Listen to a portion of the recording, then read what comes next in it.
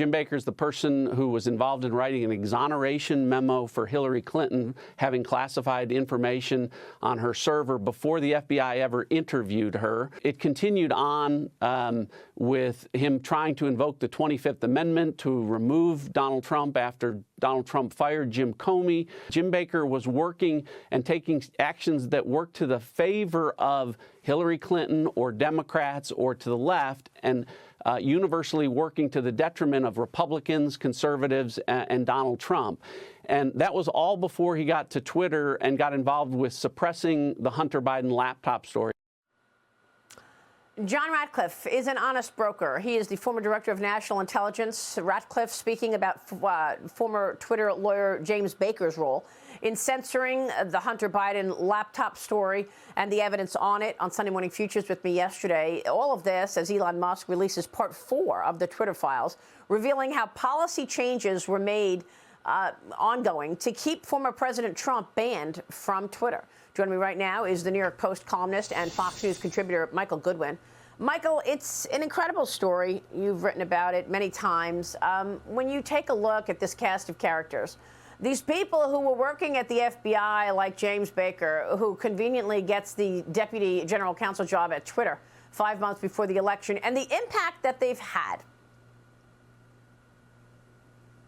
Well, good morning, Maria. Yes, you're right. It's sort of a revolving door. We think of the revolving door in Washington as going from sort of Congress to the lobbying world and lobbying your former co-workers and members. But here we have a different kind of revolving door. It's from the FBI to Twitter. It's from these other organizations that are engaged in social media suppression coming to Twitter. And so you have this cast of characters all thinking alike. They all have the same purpose. They are, as I described it in my column, a captive institution of the Democratic Party and of the progressive mindset. And so they create this new form of language almost, these words that don't say what they actually mean when they talk about suppression. It's moderation, it's content moderation, it's amplification, it's not amplifying.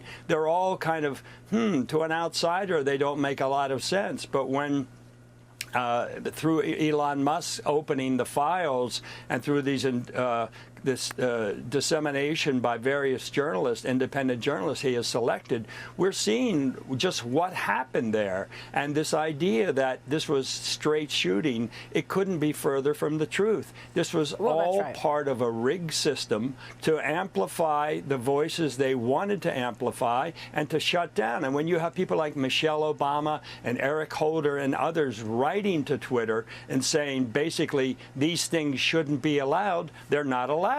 I mean, this is clearly, just as I say, an outpost of the Democratic Party. Well, that's right. And, you know, it's really impactful because of all of the other major issues that are hitting America, like the Communist Party of China. I mean, this company has been parading around as if it's some kind of a digital town square. But in reality, all Twitter has been another cog in the wheel of the Democrat machine. It's been an arm of the Democrat Party, and Twitter was just a PR squawk box, if you will. You mentioned Michelle Obama, and you're right. The latest batch of the Twitter files reveals that the former First Lady wrote to Twitter employees, and she demanded that the company permanently remove Trump, who was a sitting president at the time. So what do? Just that, Michael.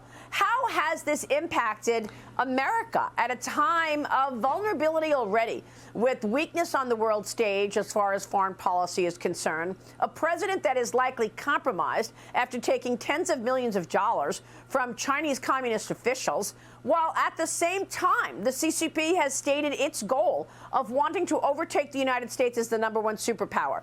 Do these social media companies not recognize the impact that their work has had?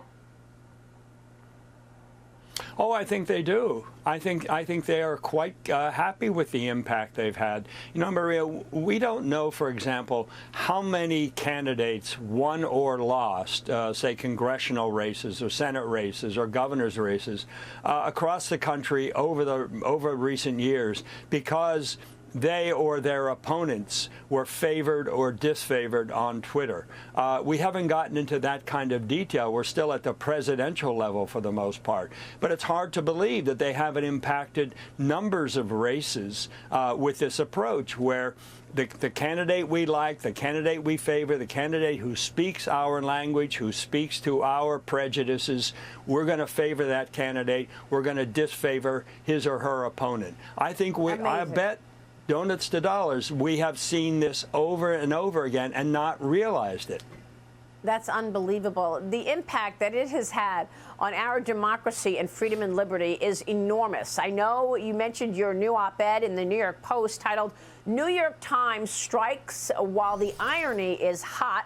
I want you to walk us through this. You say the left is finally, quote, eating their own, and perhaps the Times staff should do what so many other New Yorkers have done, get a tax cut by moving to Florida. Michael, tell us more.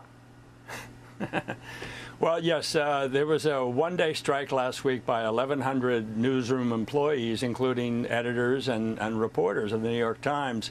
And what they're demanding, of course, is more money. But a couple of things emerged from this strike. One, this union head says that black employees are discriminated at the New York Times and mentions Hannah Nicole Jones, the author of the 1619 Project, who won a Pulitzer Prize for her error-riddled essay. And as I say in the piece, that apparently she does not get top marks from her own editors. Meanwhile, they have foisted this 1619 nonsense on the public. It won a Pulitzer Prize, despite historians saying it was rubbish, and despite the fact that it's clearly wrong historically, and yet the Times embraces it. But secretly, they have trouble with her work.